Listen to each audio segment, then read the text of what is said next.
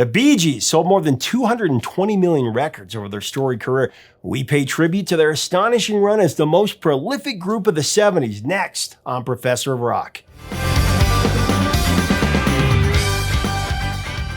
Hey music junkies, Professor of Rock, always here to celebrate the greatest artists and the greatest songs of all time. Make sure to subscribe if you love music history and you love to remember it. Check us out on Patreon for even more. The Bee Gees, man, three brothers that went from a skiffle rock band as adolescents to becoming the most successful family group of the rock era. Eldest brother Barry and of course fraternal twins Robin and Maurice Gibb. After sending some demos to Beatles manager Brian Epstein, he actually passed them on to a friend, and in 1967, Robert Stigwood, the freshly retained manager of the Bee Gees, arranged a multi-album deal with Polydor Records in the UK and Atco Records in the US, proclaiming to the European press that the Bee Gees were the most significant new music talent of 1967. Of course, he was right. 1967 was also the band's breakout in America with the number 14 hit New York Mining Disaster. But the Bee Gees languished as a middle-of-the-pack act with fickle inconsistency in the American market from 67 to really 1970. There were some hits during that period, like the top 10 singles, I Started a Joke. I started a joke. And I've Got to Get a Message to You in 68. I just gotta get a message to you. However, the last three Bee Gees releases of the 60s were stiffs. And the first three singles of the 70s barely made the Billboard Hot 100, or missed the survey entirely, actually. The career slump of the late 60s was in large part because of the brothers Gibb were on the verge of breaking up. Sibling rivalry festered into what was nearly complete disintegration. The root of the problem was who was going to be the group's frontman, Robin or Barry. In reality, Robin was the frontman for the Bee Gees in the 60s and sang lead vocal on most of their singles, including I Started a Joke, Massachusetts, and I've Got to Get a Message to You. Robin resented the gradual favoritism that he felt that manager Robert Stigwood showed to Barry, making his big brother the focal point of the act by the late 60s. Robin had a shy awkwardness and he had buck teeth. He didn't have really the sex symbol looks and charisma that Barry had. But he exuded a special magnetism when he sang with that unique warble of his. So amazing. It was tough for Robin to go from being the main voice to a supporting role. Robin had enough and left the group to embark on a solo career in 1969. His solo career actually had an auspicious start with the single Saved by the Bell from his debut solo LP, Robin's Reign. It shot to number 2 in the UK in 69. Even Maurice was toying with the notion of going out on his own. He also recorded a solo album in 69 called The Loner, although it was never released.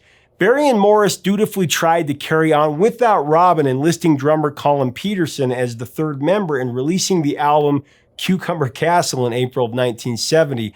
The record did yield a number 2 hit in the UK with the song Don't Forget to Remember, but the album was a commercial flop. As inconceivable as it sounds, it actually appeared that the run of the brothers Gibb was over in 1970. As fate would have it, the release of Robin's second solo record was aborted and his solo plan hit a wall.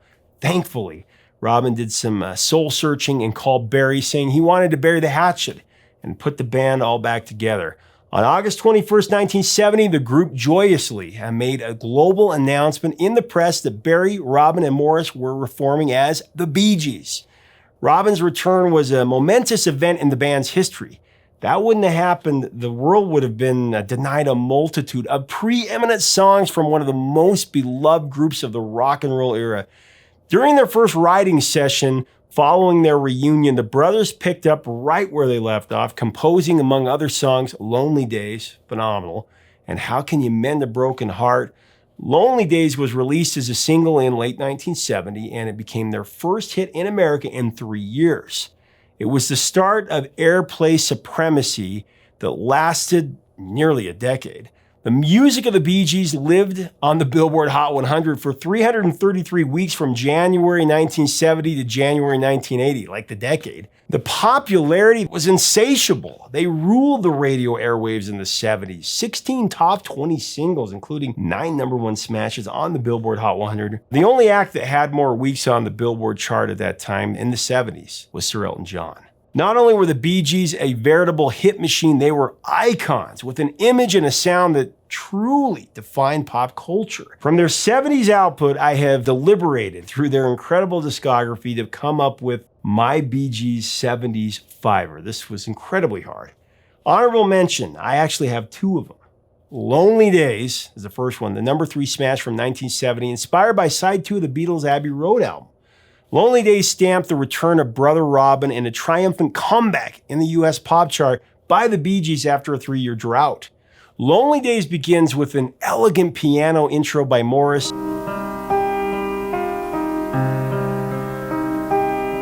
and one of the best demonstrations of the Bee Gees' legendary 3-part harmony. Good morning, Mr. Sunshine. An exhilarating highlight of the track is the horns and the piano accelerando leading into the song's climax, with Barry voraciously belting the lyric, "Where would I be without my woman?"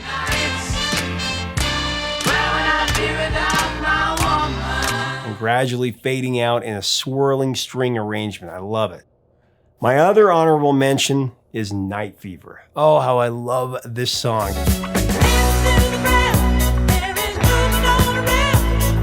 It's actually one of my first memories of being on this planet. I was probably 2 going on 3. I remember dancing with my dad as he played this record on the turntable. It's just a memory that I'll always cherish.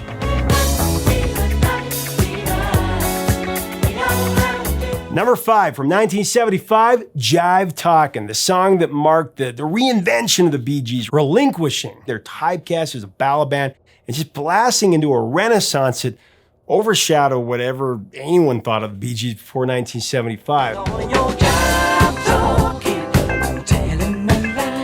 Manager Robert Stigwood certainly had his detractors, but the influential impresario and film producer was instrumental in navigating the Bee Gees into the stratosphere. Stigwood's vision was to dive into the dance floor culture that was burgeoning in America, and he set the band up to record at Criteria Studios in Miami, where they incorporated complicated Caribbean rhythms and, of course, the satirized cowbell to create a soulful funk groove in the vein of the OJs, Curtis Mayfield, and MFSB.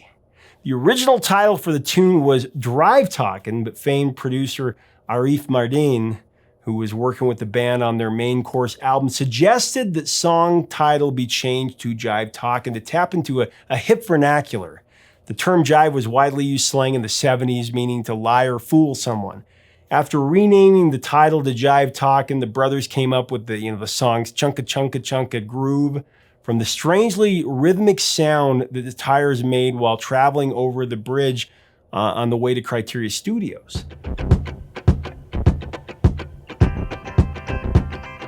The serendipitous road noise inspired the entire musical track for Jive Talking.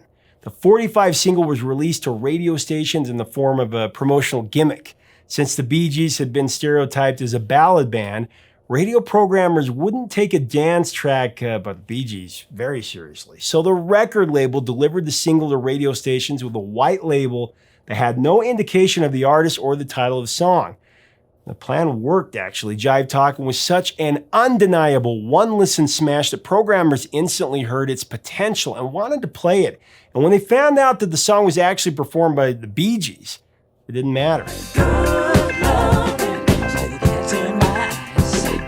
Jive Talking quickly rose to the top of the pop chart, becoming the Bee Gees' second #1 single on the Billboard Hot 100. Number 4, What You Doing on Your Back? You Should Be Dancing. The Bee Gees' third #1 hit on the Billboard Hot 100 and their lead single from their Children of the World LP from 1976.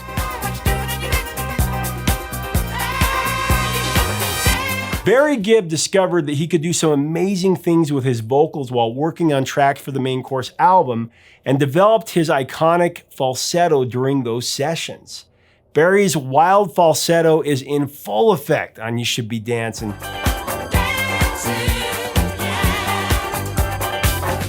Tethered by Robin's mid-range and counterpoint and Maurice's uncanny harmony.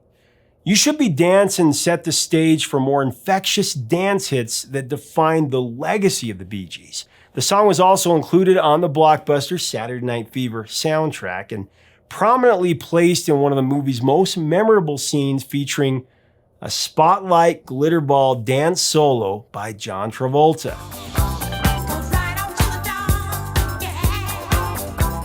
The recording of You Should Be Dancing needs to be recognized for just the brilliant musicianship that mightily contributed to the song's sonic power. You Should Be Dancing would not have its pulsating dance beat without Joe Lala and George Perry's percussion and the drumming of Dennis Byron.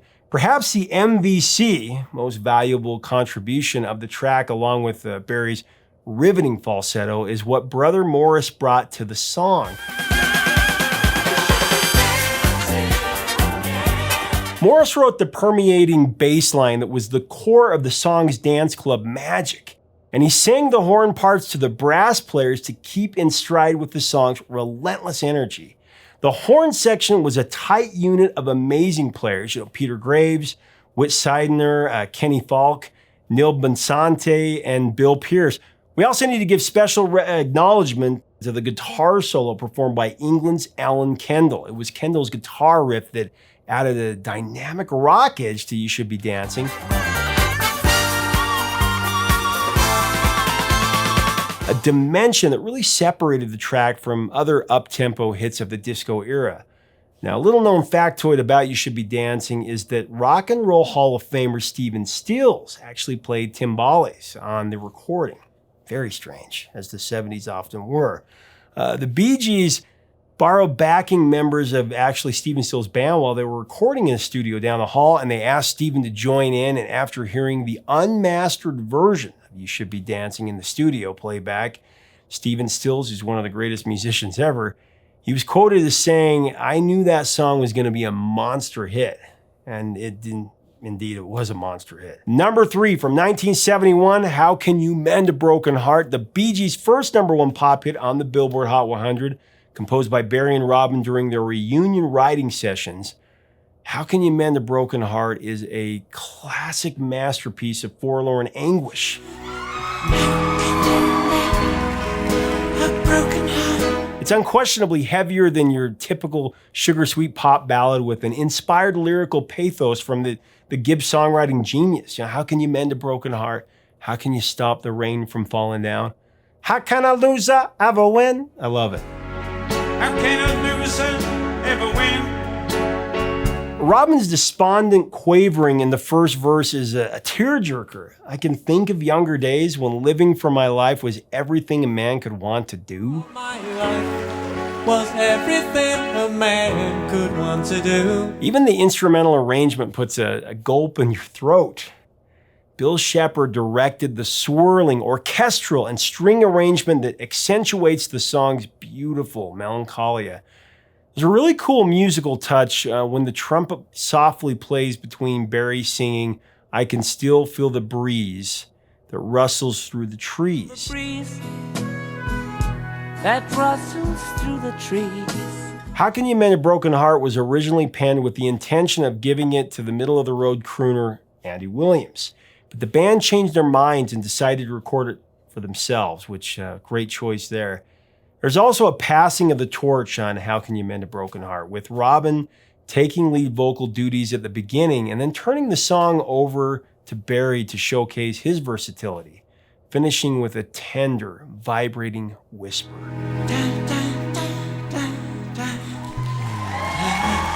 How Can You Mend a Broken Heart has been covered many times by some of the most distinguished voices in popular music. That's what a great song is and does.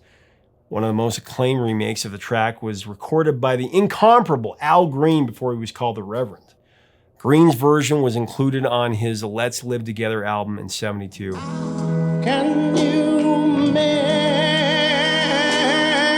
Number 2, from 1977, one of the most popular jams of all time, Stayin' Alive. If you've seen the movie Saturday Night Fever, it's hard to hear Stayin' Alive without picturing John Travolta's character walking down a street in Brooklyn, New York.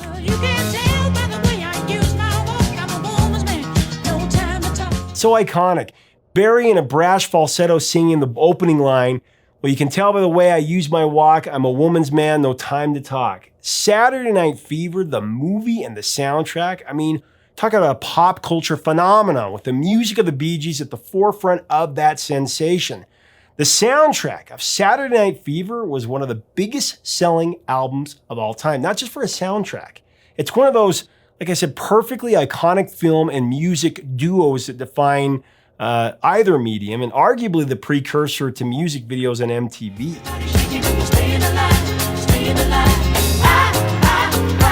The Saturday Night Fever soundtrack has sold more than 45 million copies around the world. That makes it the second biggest selling soundtrack, surpassed only by the soundtrack of The Bodyguard. 6 songs performed by the Bee Gees were placed on the soundtrack, primarily consisting of disco tracks. Because of the gigantic success of the soundtrack and how dominant the disco sound was in 1977, the Bee Gees were labeled a disco act. Ironically, the songs that the Bee Gees wrote and performed that were included on the Saturday Night Fever soundtrack were not created to be disco songs, necessarily. In other words, the Bee Gees were not composing music during that time to follow a trend. They were simply following their ethos of writing what they thought were great songs with substance and passion, and did they ever. The brothers were in Paris in 1977. They were working on material for a new album when Stigwood asked them to create songs for the Saturday Night Fever movie. According to Robin, the trio had no concept of the movie except a very rough draft of the script. Now, John Travolta recounted that the Bee Gees' involvement in the movie, it didn't happen until the post-production phase. Travolta remembers performing dance scenes to songs like Low Down by Boz Scaggs and up-tempo Stevie Wonder songs. No Bee Gees tunes. One of the songs that Bee Gees came up with for the movie, despite not being fully aware of the theme of the film, was the blockbuster hit Stayin' Alive, a song that virtually everyone can sing along to, regardless of age, geographical location. Stayin' alive, stayin' alive. Surprisingly, Stayin' Alive was not scheduled to be a single. But when the audiences saw the trailer for Saturday Night Fever featuring Stayin' Alive, they began to call, radio stations and the main office, actually, of RSO Records. They were asking for the song, and the rest, of course, is history. Stayin' Alive is really the Bee Gees' signature song, but it wasn't written to be rollicking a feel-good ditty. Robin and Barry have spoken about the song's serious subject matter. Stayin' Alive is actually about people trying to survive on the mean streets in New York City. These, after all, were the taxi driver days. Barry calls the song, I quote, "a cry for help." It's a victory just to survive, and when you climb back on top and win bigger than before, it's something that everybody reacts to, end of quote. Since its release in 1977 and its meteoric rise to the top of the Billboard Hot 100, where it stayed for 3 weeks, Stayin' Alive has become entrenched in all facets of pop culture. It's an arena rock anthem, a workout motivator, a nightclub favorite, one of the most downloaded classic pop tunes of all time. My favorite cover is this one from the Vince Vaughn classic Swingers.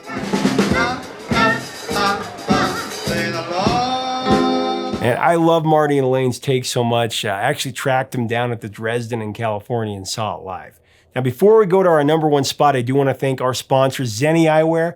Glasses I'm wearing now, you can design your own pair at the link below. Number 1, from 1977, How Deep Is Your Love? Another track from the Saturday Night Fever soundtrack, and one of the few cuts that wasn't a dance number. Man, How Deep Is Your Love is, how do we say it, gorgeously elegant endearment. I believe in you. You know the door to my very soul. You're the light in my deepest, darkest hour. You're my savior when I fall. Darkest hour, you're my savior when I fall. How Deep Is Your Love was actually released as a single before the film hit theaters or the soundtrack landed in record stores. Now, the song was originally written for Yvonne Elliman to sing for the Saturday Night Fever, the movie, the soundtrack. But Robert Stigwood insisted that the brothers sing it themselves. Although Barry Gibb, he's often, of course, recognized for his distinctive falsetto, his lower frequency, man, it has a soulful resonance that is so often overlooked. His romantic whispering adagio makes lovers swoon. In addition to his unmistakable falsetto, he has a breathy, embracing technique that elevates him above all other singers. How deep is your love? Is your love? How deep is your... The lead vocal on How Deep Is Your Love, just such a superb Barry Gibb performance, a vortex in a long line of prodigious vocal achievements. Barry Gibb has delivered some of the purest vocals in popular music. In addition to How Deep Is Your Love, I want to mention, Barry's marvelous delivery on the song Words. It was a top 20 international Bee Gees hit in '67. And then there was The Way It Was, an unreleased cut off the Bee Gees LP Children of the World. Wasn't that the way it was? How Deep Is Your Love was another enormous hit for the Bee Gees that sat at the top of the adult contemporary chart for 6 weeks, and it crowned the Billboard Hot 100 for 3 weeks. It remained in the top 10 on the Hot 100 survey for a then record 17 weeks. The Bee Gees gave another of their compositions to Elliman, If I Can't Have You. If I can't have you, I don't want nobody. That also rose to the top of the Billboard Hot 100. These guys could do no wrong. How Deep Is Your Love won the first Grammy Award for the Bee Gees as Best Pop Performance by a Group in 1977. The song and the brothers were honored by the Grammys again in 2019 when they won an award in the Sentimental Ballad category for Best Traditional R&B Performance. Put simply, the Bee Gees are a miracle. The most successful family act of the rock era and an unbelievable run of prosperity in the 70s that will never be duplicated. They're the only group in history to write, record, and produce 6 straight #1 singles. Their divine harmonies have captivated millions around the world for more than 60 years. Their prolific songwriting is an elite collaboration in the company of Lennon and McCartney and John and Toppin. Let's be clear, no act packed the dance floor better than the music of the Bee Gees.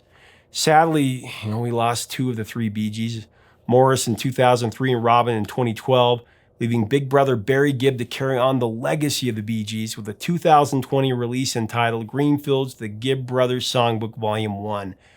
We pay our respects to Robin and Maurice. We also recognize their late brother Andy Gibb, who had his own run of massive hits.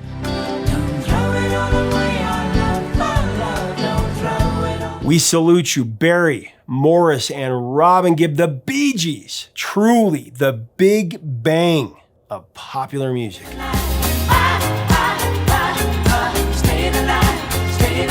Leave us a comment about these amazing musicians. What are your memories and what is your Bee Gees fiver? Believe me, it's going to be tough.